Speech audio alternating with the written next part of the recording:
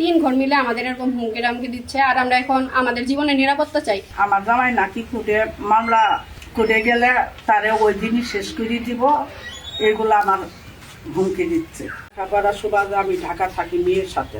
আমি 5 ডিসেম্বরে বাড়ি থেকে চলে যাই। 10 ডিসেম্বর থেকে আমার বাড়িতে আন্দোলন।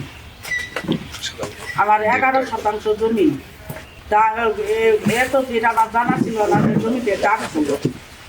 তারা কিভাবে খুঁচাই বের করিয়ে তারা বের করছে। তারা বলছি যে ডাক ভুল, তারা শুদ্ধ করে দেওয়া। উনিরা বলছে যে না, তুমি কোর্ট থেকে শুদ্ধ করে নিয়ে আসো।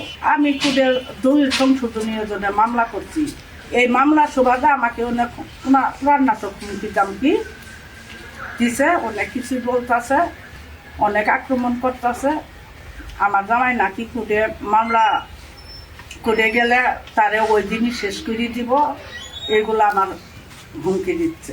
মতিউর রহমান, ধলাবাবু, কাশেম, আনোয়ার আর কি ওনারা সবাই তিন ঘর মিলে আমাদের এরকম হুমকি টামকি দিচ্ছে, আর আমরা এখন আমাদের জীবনের নিরাপত্তা চাই। এমনিতে আমাদের বিরুদ্ধে আর কি আমাদের পক্ষে থানা প্রশাসন অনেক ভালো ভূমিকা পালন করতেছে।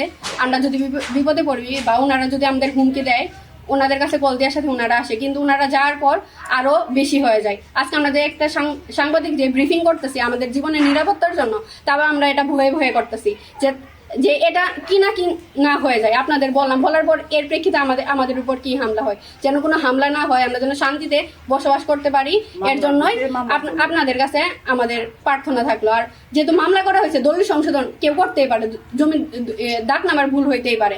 এখন কোর্ট পর্যায়ে যেহেতু গেছে, কোর্ট থেকে যখন একটা সুন্দর ফয়সালা আসবে, এরপর ওনারা যদি পায় ওনারা যাবে, আমরা যদি পাই আমরা যাবো। কিন্তু এর আগে কেউ যেন মৌখিক গালাগালি বা মারতে যেন না আসে, এটাই আপনাদের কাছে অনুরোধ রইল, যেন কোনো হুমকিও যেন না দেয়। আপনারা এর জন্য আমাদের একটু করবেন, সাহায্য করবেন।